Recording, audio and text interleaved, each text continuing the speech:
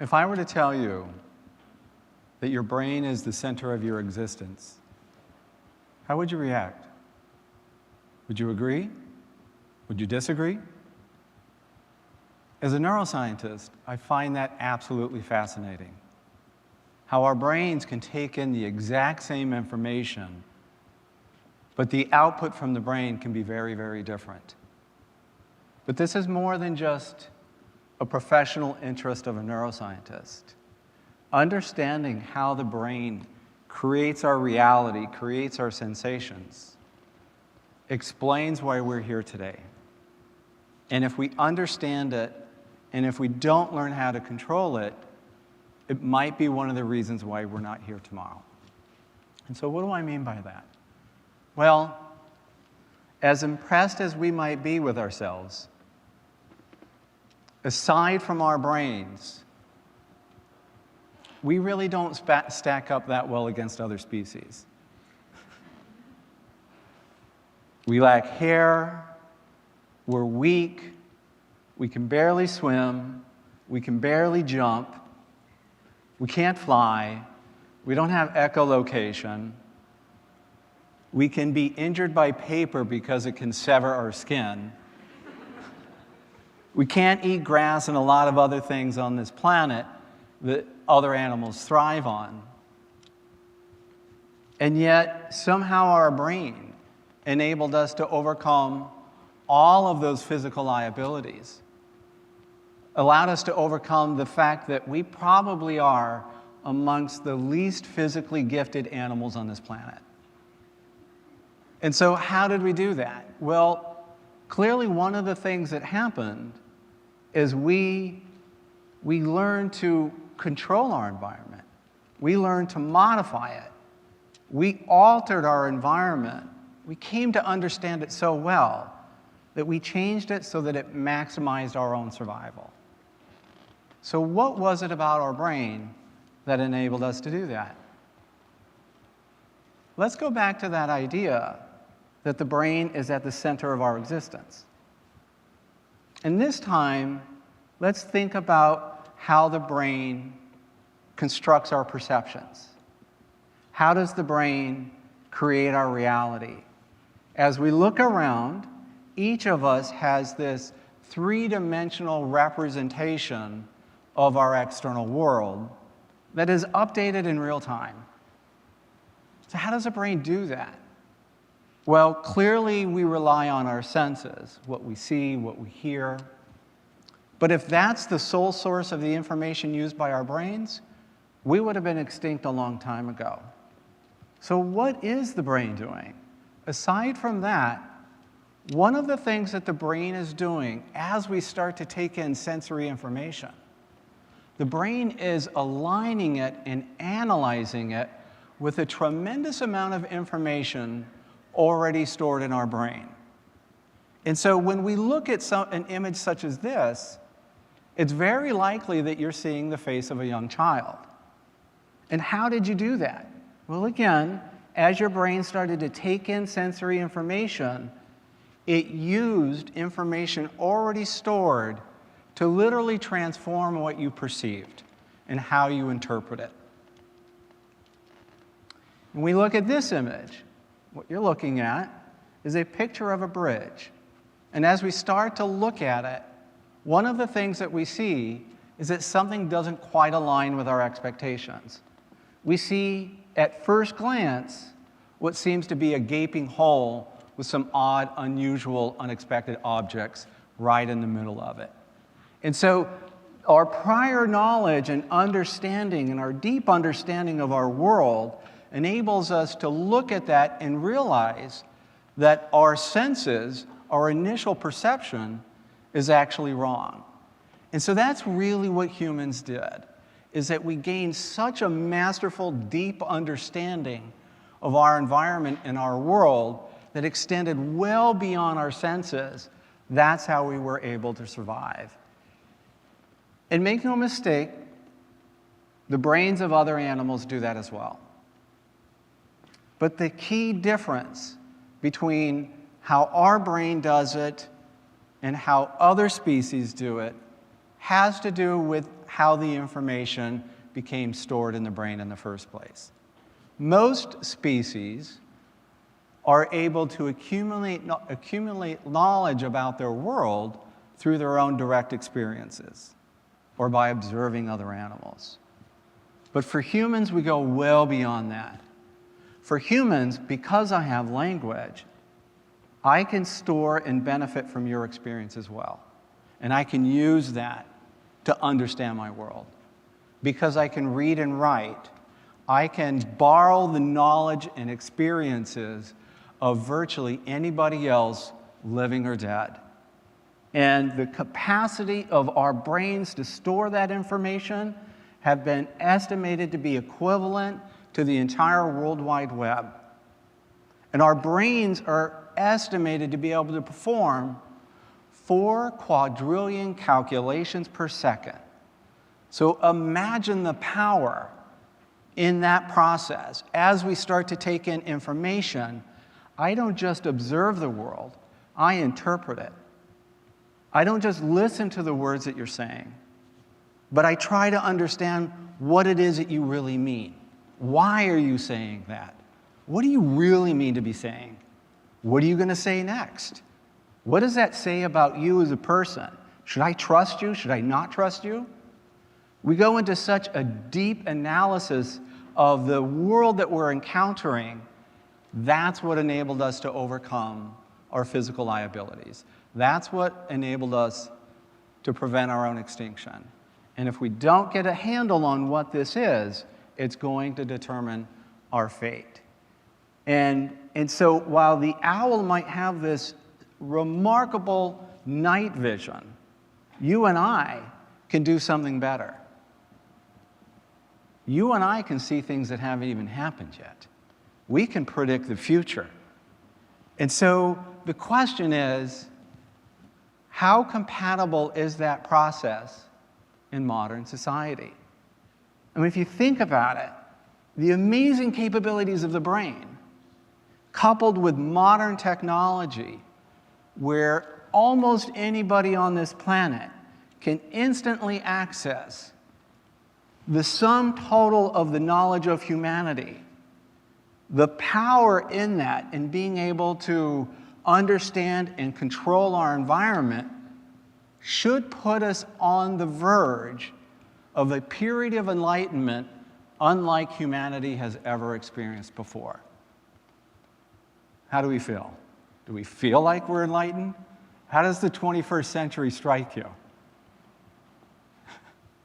It's off to a rough start, isn't it?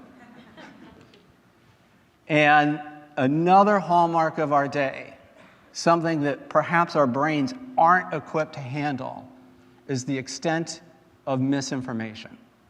The extent to which the knowledge that we use and embed and store in our brains are intentionally designed to warp and determine what you think and what you feel.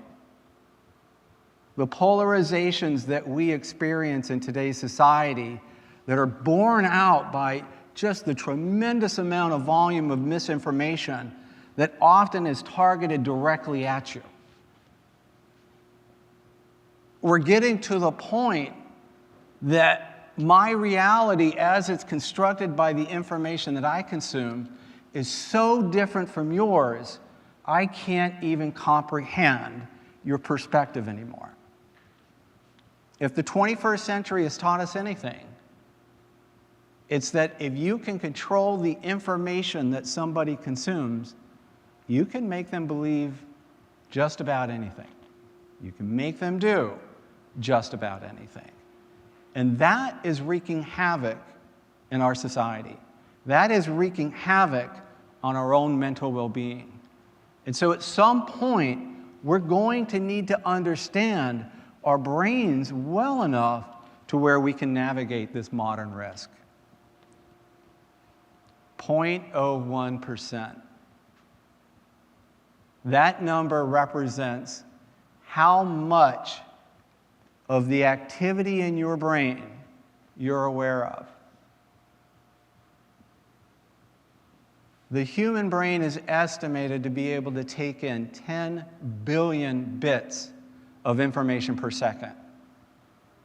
4 quadrillion calculations per second. I don't know about you, but I don't have any sense that there's that much activity happening inside of my brain.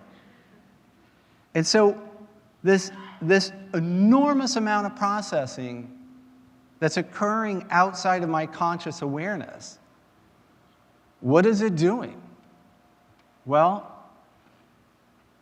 because of how our brain is engineered, it's doing virtually everything.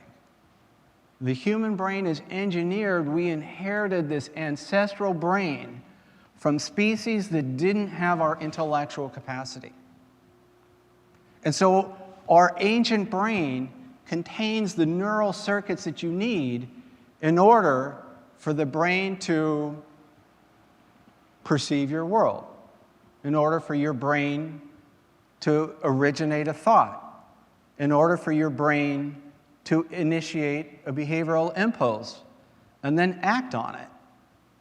Much of what you're capable of doing can happen completely outside of your conscious awareness. Skeptical? Imagine something we've all experienced. We're driving home, we get an important phone call, we answer the phone, we're consumed and focused on the conversation, and yet somehow we execute all of those complex actions needed to drive to our destination. We hang up the phone, and we have no awareness as to what transpired and how we got there. It's just a small indication. I like to study diseases because I think it reveals normal human brain function. There's a syndrome that's called alien limb syndrome. And it's a neurological disorder where somebody literally loses control over their hand. And so their hand can be found strangling them. And that's happening outside of conscious control. And so the question is, what do we do about this? Well, when it comes to misinformation and it comes to inaccurate perceptions, we again get to rely on all of that information that's stored in our brains. So if we saw an image like this, we would have a lot of information to draw upon to realize that that's probably not true. That perception is erroneous. There's something wrong with what we're seeing. And it allows us to stop and focus and re-examine and test whether or not we can trust our brain.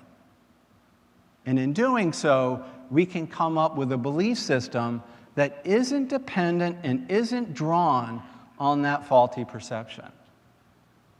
But what happens when something is much more abstract? It's a judgment. It's an interpretation. I'm interpreting why you said something. I don't necessarily have access to information that would illustrate to me that I was wrong.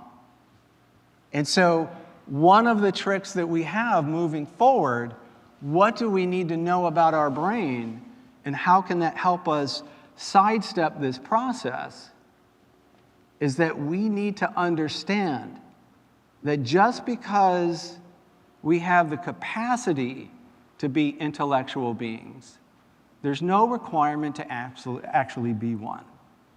And so just because our brains have this enormous intellectual skill set doesn't mean we're going to be utilizing them. Our brain and how it's wired and how it's engineered is fully capable of operating in default mode, and we can just go along for the ride.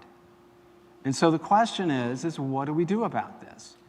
One of the things that we have to appreciate is that we do have the ability, maybe in a way that no other species has, we have the ability to question our own brain. We have the ability for intellectual humility. We have the ability to recognize that even our belief systems might be wrong.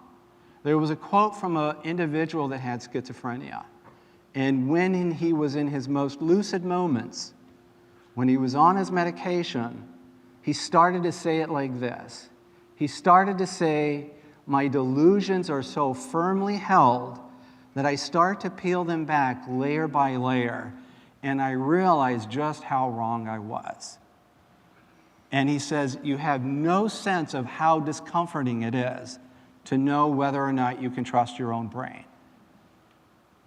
That skill, that ability, is something we all ought to engage in. That ability to critically analyze using our intelligence and determine whether or not intellectual humility is needed. And then when we identify that our belief system might be wrong, and we realize that that is completely creating our reality, and it might be creating a reality that isn't real, we also have the skills to repair it. We have cognitive flexibility. We have the ability to start to direct the rest of our brain. There is very tight connections between the parts of the brain that underlie intellectual thought and the parts of the brain that can go on autopilot. So once we realize we want to engage and start to control our brain, we have at least some capacity to do so. And so that takes us to where we might be going in the future. Imagine what can happen when I recognize I'm vigilant and I identify the need for intellectual humility. I recognize that maybe I don't understand your experiences, and maybe I can't predict why you said something. It enables me to start to bridge that gap. Imagine if you did it as well, how much we could reduce conflict and miscommunication. And imagine if all of us started to do that. If we all entered into this period to where we could start to truly benefit from the expertise and the experiences and the knowledge of everybody else on this planet, and we could use it to guide our own behavior, what would happen? If we did that, I think we truly would be on the verge of an enlightenment, the likes of which humanity has never observed. Thank you.